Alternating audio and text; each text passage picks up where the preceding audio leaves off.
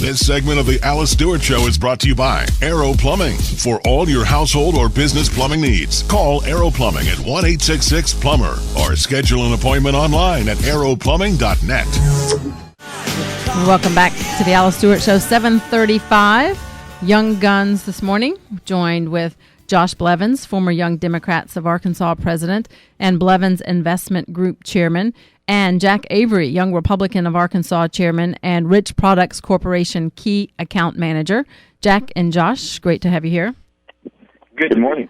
Glad you could join us, and I know you both watched the president's address to the nation last night in prime time on ISIS, where he acknowledged that the U.S. will continue airstrikes in Syria, and he is going to destroy ISIS, or as he refers to them as ISIL. And here's the main comment or the main takeaway he had on this terrorist organization. Here's the president. ISIL is a terrorist organization, pure and simple, and it has no vision other than the slaughter of all who stand in its way.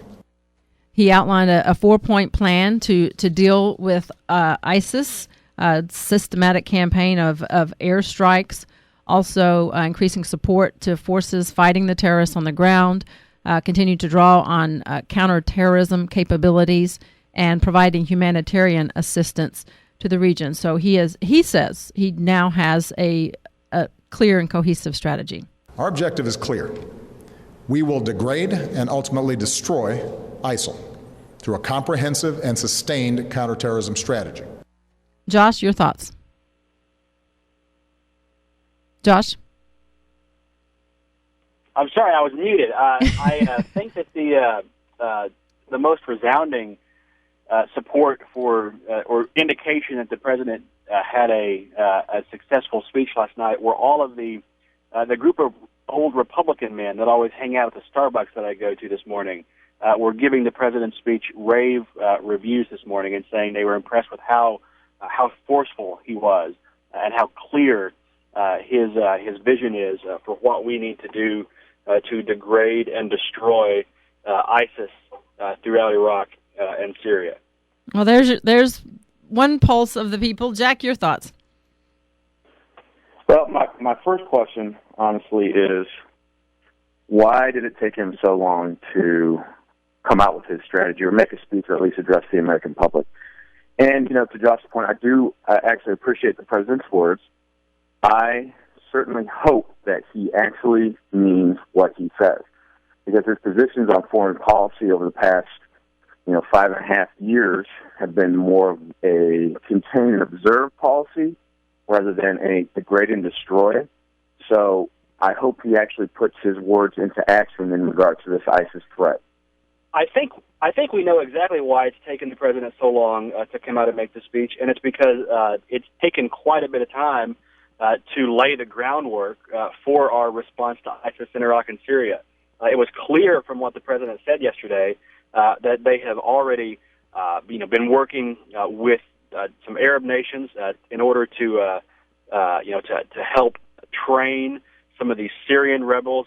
Saudi Arabia has agreed to let us train or to help train Syrian rebels inside their borders. It's clear that the president has been talking with some congressional leaders to help get congressional support because it will require extra funding to get rebels trained specifically in Syria. And then also, the president said that in 2 weeks he's going to be chairing a commission or chairing a meeting of the Security Council at the UN to help get our friends and allies on board and hopefully get support from UN members. So it's clear that there's been a lot that's been going on behind the scenes. Josh, I disagree. We have the most robust intelligence community in the world, and ISIS has been posing a significant threat to us for the past few months. Meanwhile, President Obama is having conversations with other nations, talking to congressional leaders, trying to figure out what the right strategy is, and backpedaling and trying to figure out another strategy. The world expects the United States to be the leader in counterterrorism. And Obama's policies have not been to lead, rather to be sitting shotgun while other people lead. I would much rather the president be getting into the driver's seat right now and going over there and taking care of business rather than allowing an opportunity for, say, Iran or China or Russia to take the lead on it. I'm tired of talk. I want to start seeing some action. I want to ask about this one part of what he spoke on last night, which has been a concern, is how this has often been political, and making sure that the comments regarding ISIS are politically correct. And here's the president addressing as he refers to ISIL in my view, politically correct terms. ISIL is not Islamic. No religion condones the killing of innocents, and the vast majority of ISIL's victims have been Muslim. And ISIL is certainly not a state. It was formerly al-Qaeda's affiliate in Iraq and has taken advantage of sectarian strife and Syria's civil war to gain territory on both sides of the Iraq-Syrian border. Jack? Well, the president is right. No religion does condone killing innocent people. But I want to point this out. Right now, there are more people that are living underneath the ISIS banner right now than there are residents in the state of Arkansas. Whether they're supporters or not, that's a lot of people that's living underneath those banners. And we need to be sure that we're diligent in getting out there and eradicating this threat and liberating those people that are living under the tutelage of ISIS. Josh, your thoughts on the comment of ISIL is not Islamic? Well, I think it's more than political correctness. I think the majority of Muslims around the world do not support, terrorist violence, and I think that fact is well established. But I also think it's important that the president, maintains, a kind of a vision of America throughout the Muslim world, throughout the Arab world, throughout North Africa, of being a country that appreciates a diversity of faiths, because that's the kind of leadership and that's the kind of vision for a world that we want to promote abroad. But I do want to say something about what Jack was saying earlier, talking about all talk and no action. Over the past few months, the United States has launched over 150 targeted airstrikes throughout the region that ISIS controls. There's not a big appetite amongst Americans for a large, ground invasion, and I think that's rightfully so. But it's the notion that we've been sitting around twiddling our thumbs until this speech yesterday is just not true. What the president is saying is, listen, we're going to hit it even more hardcore, and we're going to try to grow our coalition in doing so.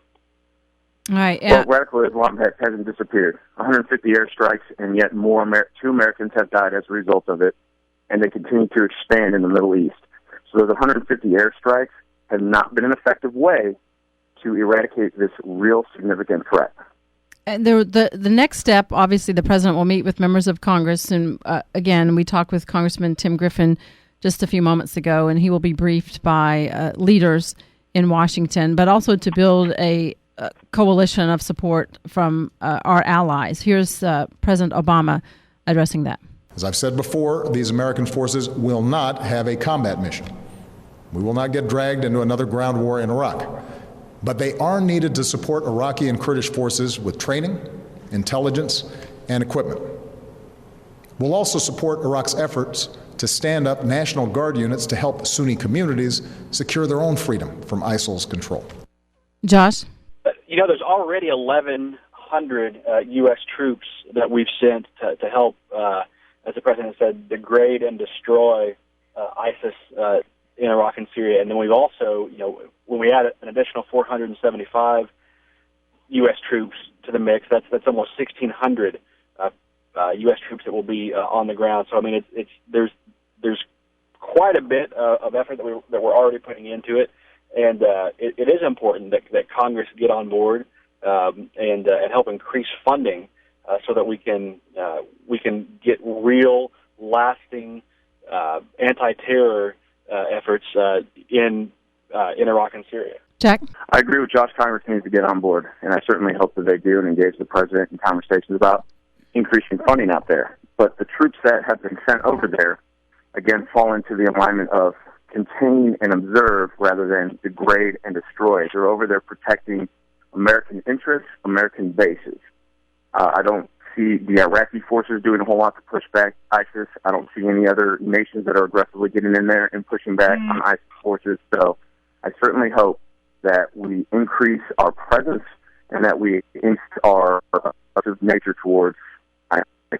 All right, we're going to take a break. We'll leave that topic right there, and we're going to come back and discuss this controversy now in the NFL concerning Ray Rice and the horrible video of him engaging in domestic violence, punching his wife in the face, and the questions about the video, who had it and when did they have it. We'll talk about that with our young guns, Jack Avery and Josh Blevins, after this on the Alice Stewart Show. This segment of the program brought to you by Arrow Plumbing. For all of your household or business plumbing needs, call Arrow Plumbing 1-866-PLUMBER or schedule an appointment online at arrowplumbing.net.